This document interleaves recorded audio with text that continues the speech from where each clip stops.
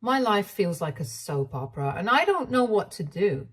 Just 3 months ago, I, female, 28, was married to the love of my life, Wes, male, 32, after being with him for 4 years. And today I'm in the process of divorcing him, and my life and family have completely fallen apart. I have no support from my own family, and the only people I can rely on are my friends. Thank God for them, or I'd be a bigger mess than I am now. I don't know why this happened or what lesson I'm supposed to learn from it. All I know is that this is unfair, and I don't know what I did to deserve being stuck in such a horrible situation. I have an older sister, Meg, female, 34. Meg and I have always had an okay relationship. There's a big age gap between us, so we never really had the chance to form that sisterly bond. I wasn't even a teenager when she left for college out of state. I wouldn't say we hated each other. Well, now we do, but as kids, I don't think we hated each other. At least I didn't hate her. But we also weren't the typical close best friend sister duo. There's no Elsa and Anna going on here. Our parents, too, never forced us to develop a bond. We did things as a family, but both she and I were allowed to be our own people, which was a good thing. Years later, when I went to college, things improved a little between us. I think since we were both adults, we could relate to each other better. I didn't go to the same university as her, and we weren't in the same state. But we still talked more than before, which is why this coming from her was the biggest shock of my life. When I was 24, I met Wes. He was an alumnus of my college and had come for a party. That's where we met, hit it off, and started dating soon after. By year 2 of our relationship, I had introduced him to my family.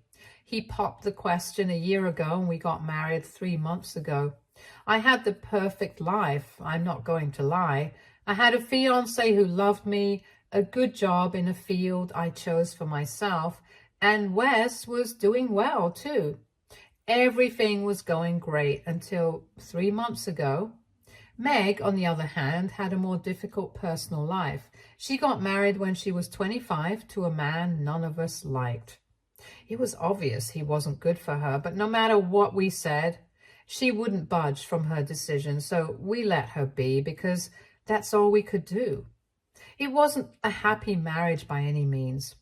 He forced, or rather manipulated her, into leaving her job, which she did, making her financially dependent on him.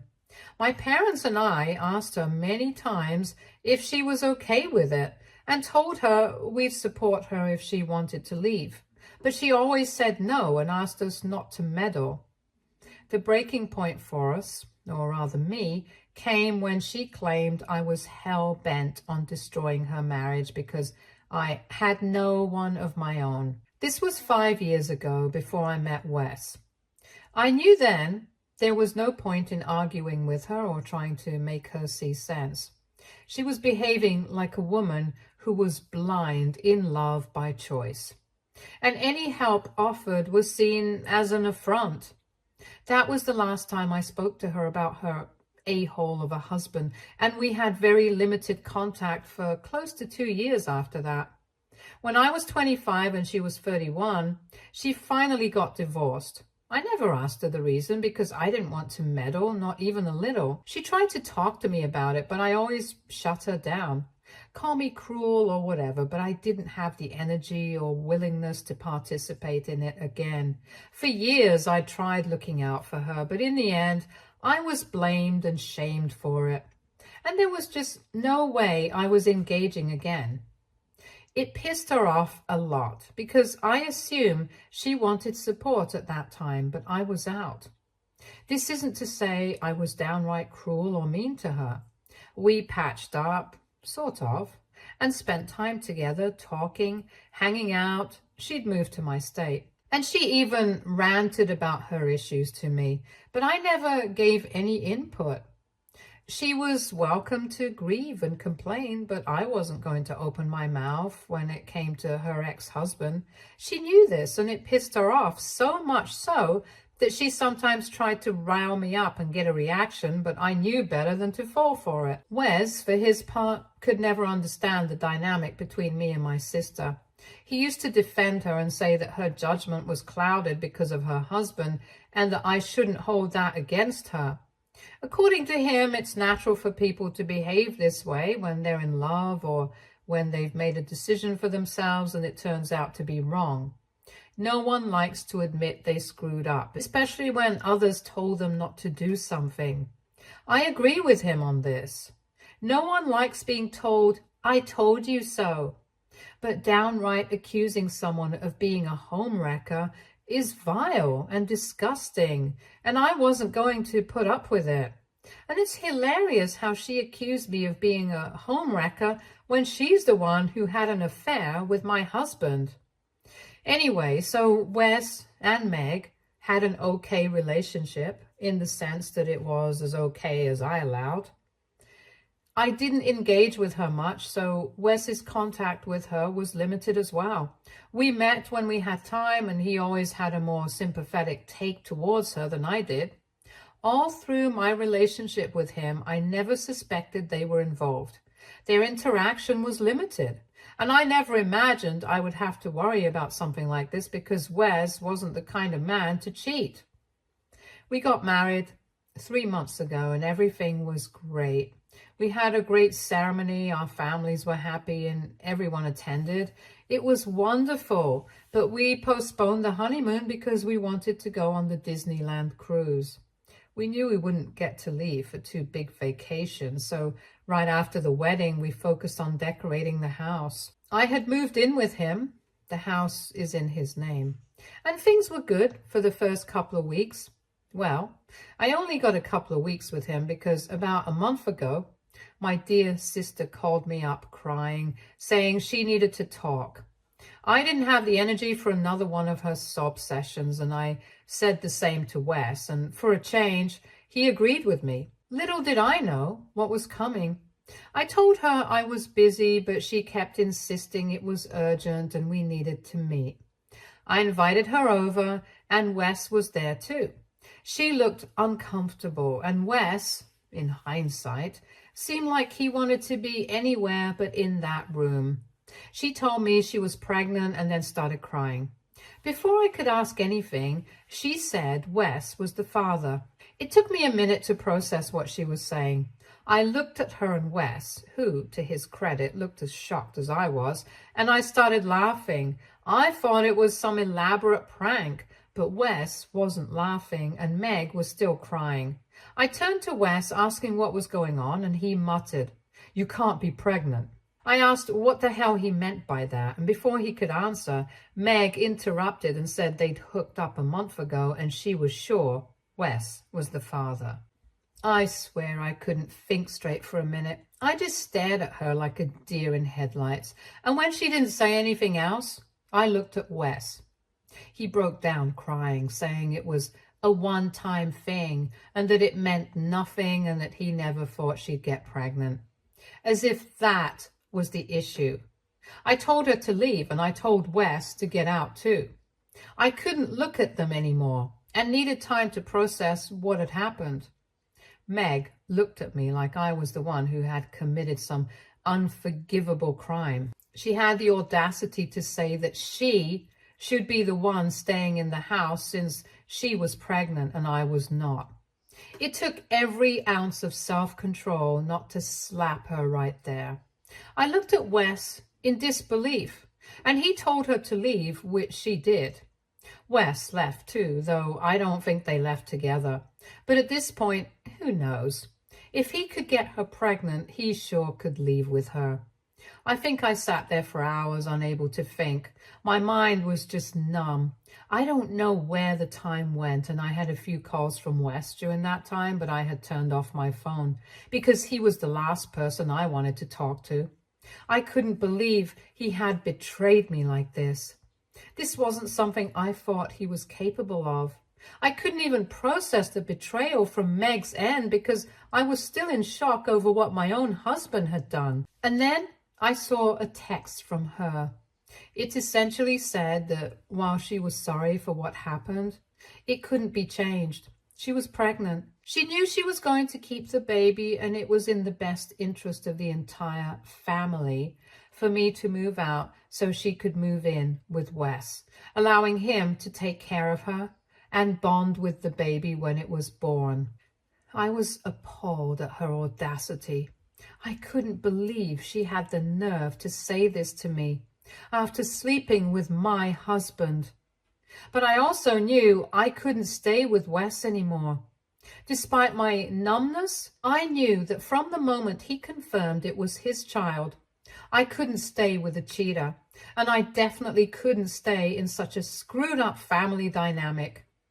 I knew I had to leave. Whether or not she moved in was between Wes and her, but I knew I had to leave.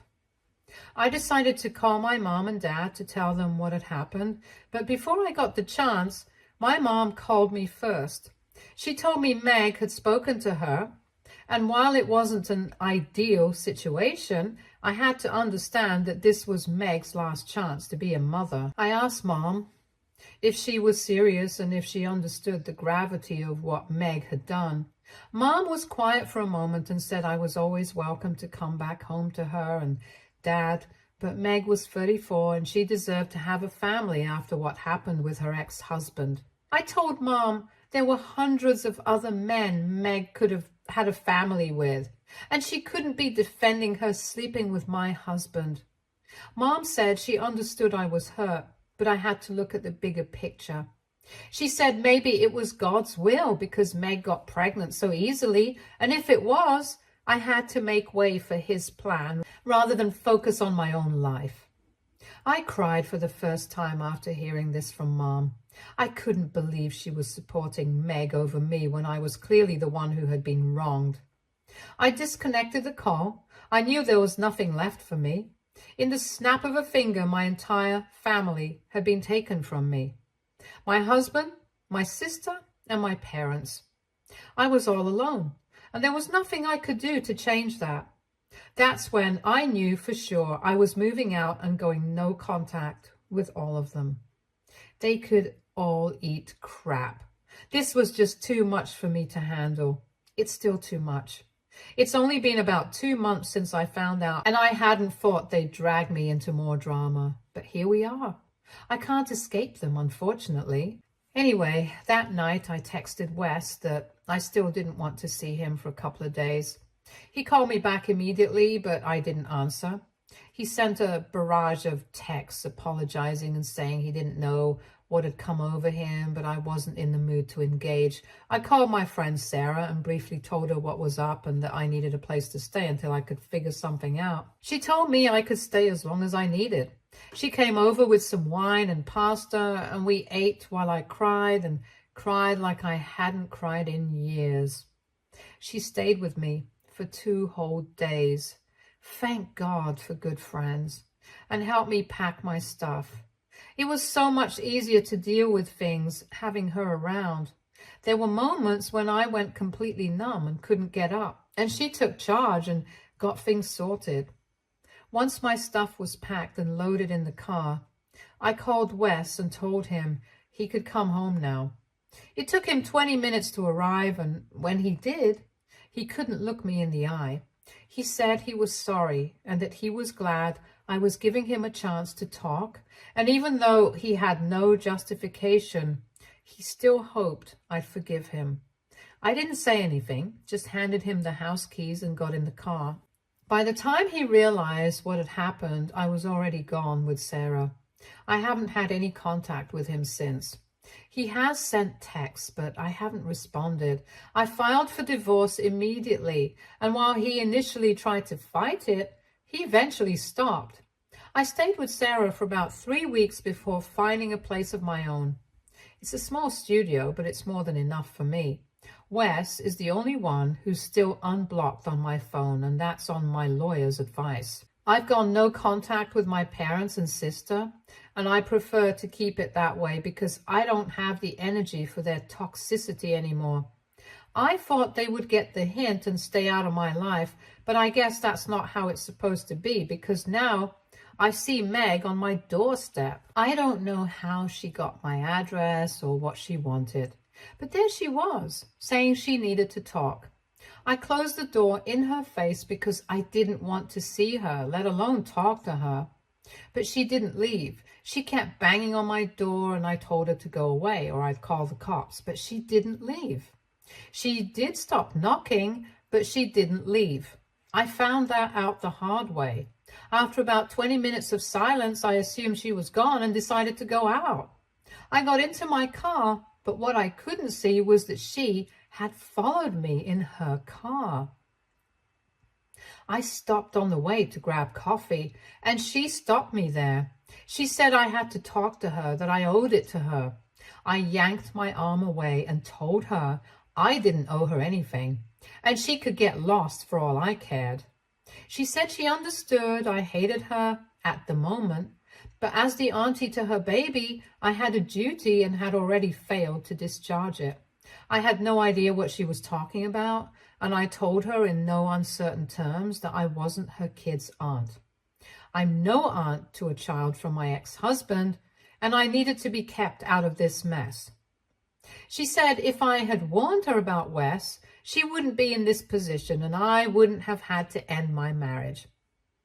I didn't know what she was talking about, and I admit, at that point, I should have walked away, but curiosity got the better of me. I asked her what was wrong, and she broke down crying. She said she had no idea Wes could be such a terrible partner, and that I had been living with someone like that for so long. She said he didn't help around the house at all. There was no emotional support from his side, and it felt like living with a zombie. She had hoped that as the pregnancy progressed, he would bond with the baby, if not with her. But she said it was worse than being with her ex-husband. He did nothing around the house, no chores, no spending time with her, nothing. He had even told her she shouldn't expect him to be involved with the baby. He said he was willing to keep her and the kid in the house and would handle the finances, but the house and baby were her responsibility. She said she tried dishing it back by not preparing his meals or doing his laundry, but somehow he managed his own chores and went to work, leaving her feeling helpless. She said if she had known he would be this way, she wouldn't have revealed who the father was and would have raised the kid on her own. But I had led her to believe that he was a wonderful partner, which is why she dropped the bomb. But now her life was worse than before. I told her I had no idea how she had the nerve to blame me after sleeping with my husband. But I wished her luck, and she could do whatever she wanted since I was out. She said I couldn't leave her like this, but I wasn't in the mood to listen anymore, so I left the cafe. Now I'm sitting in my car typing this out because I don't know what to do, how to feel, or who to talk to. This is such a big mess, and I don't know if I'll ever be able to make my way out of this. I just hope she doesn't contact me again, and I hope Wes doesn't find out that she met me. I'm worried if he does, he'll start texting and calling me again, and I don't have the energy to deal with that anymore. Edit. I went through all the comments and they've opened my eyes to what really happened. I was too stunned to process Meg's reaction, but now I realize she may have purposely baby-trapped Wes because she thought he was a good partner, especially after her horrible experience with her ex-husband. I'm not excusing Wes. He hurt me beyond repair. But the more I think about it, the more likely it seems. Her entire tirade earlier was about how she felt cheated because Wes wasn't the partner I propped him out to be. But why should that bother her? Why would she say that if I told her the truth, things would be the same? It's disgusting and appalling how vile she can be. I can't believe I second-guessed myself after what she said. And the confusing part is that Wes has never been the way she described him.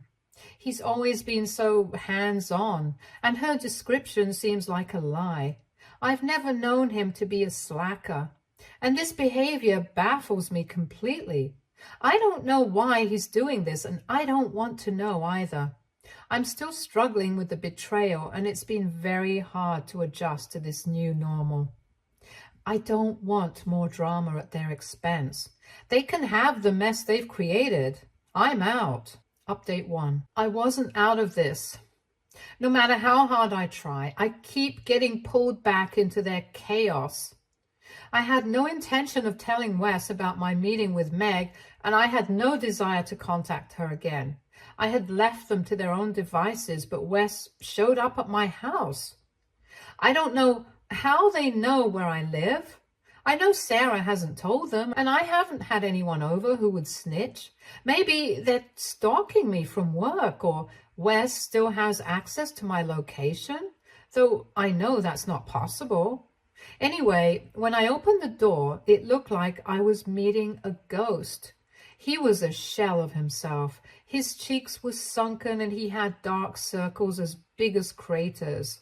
If I didn't absolutely hate him, I might have rushed over and hugged him. That was my reflex, if I'm being honest, but I had to control myself. He said he needed to talk to me one last time and wouldn't bother me again. I let him in, and he spoke for about half an hour. He apologized over and over, saying he was disgusted with himself. He told me that Meg came over one day while I was at work looking for me, and when he told her I wasn't there, she broke down crying. She started off by saying she regretted not having a closer relationship with me and would do anything to fix that. Wes said she asked for his help in making this happen. She was crying a lot, and he said he was consoling her, and one thing led to another. I couldn't control my anger when he said that. I told him there was no justification for what he'd done, and he said he knew he had screwed up and had no excuse. He said he just wanted me to know what had happened. He swore that was the only time anything like that had happened, and he wanted to tell me immediately, but Meg begged him not to. Even when she told us she was pregnant, he said he was against her keeping it and had asked her to abort it, but she was adamant about keeping the baby. Wes said if I gave him one more chance, he would cut off all contact with her and the baby and start fresh with me. He said he had been acting like a terrible partner on purpose to show Meg they would never be a family no matter what she tried to pretend. He told me my parents and Meg were manipulating him into accepting the situation, but he knew it was wrong. I asked if he was going to marry Meg, and he said he was in the process of kicking her out. He had tried backhanded tactics, but they hadn't worked, so now he had to face it head on and kick her out himself. He still held out hope that I'd forgive him, and he said he'd chosen to wait for me. I told him there was almost no chance I'd ever go back to him because I couldn't get over the betrayal. I said nothing could be worse than him sleeping with my own sister. I told him he had the luxury of ignoring what happened and moving on, but I was stuck with this family for life. There was already too much unavoidable involvement on my part, and I didn't want to complicate things further. He begged me to reconsider, but I stayed firm. I told him I was going to proceed with the divorce no matter what, and there was no point dragging it out. He looked heartbroken, and it was just so sad. Despite everything, I still love the guy. That's the worst part.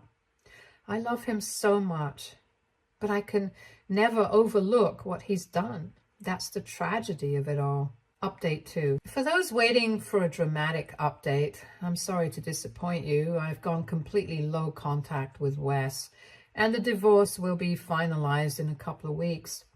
He's kicked Meg out, and she somehow found a way to blame me for it. But honestly, at this point, I don't even care. My parents tried getting in touch with me to argue Meg's case to Wes. I don't know what kind of stuff they're on to even suggest something like that. But I didn't respond. There's no point talking to people so indifferent to other people's pain that they don't even know what to say. Other than that, life is normal. I mean, as normal as it can be in these circumstances. There are still days when I break down uncontrollably, but overall, I'm doing better. I have my friends, I have my job, and I keep myself busy. And I don't think I should expect any more from myself so soon. I genuinely feel the worst is over, and I know I'll be going no contact with the baby too. I know it's not the baby's fault, but it's best for me to stay as far away from this mess as possible. Stay tuned for more stories from our girl relationships.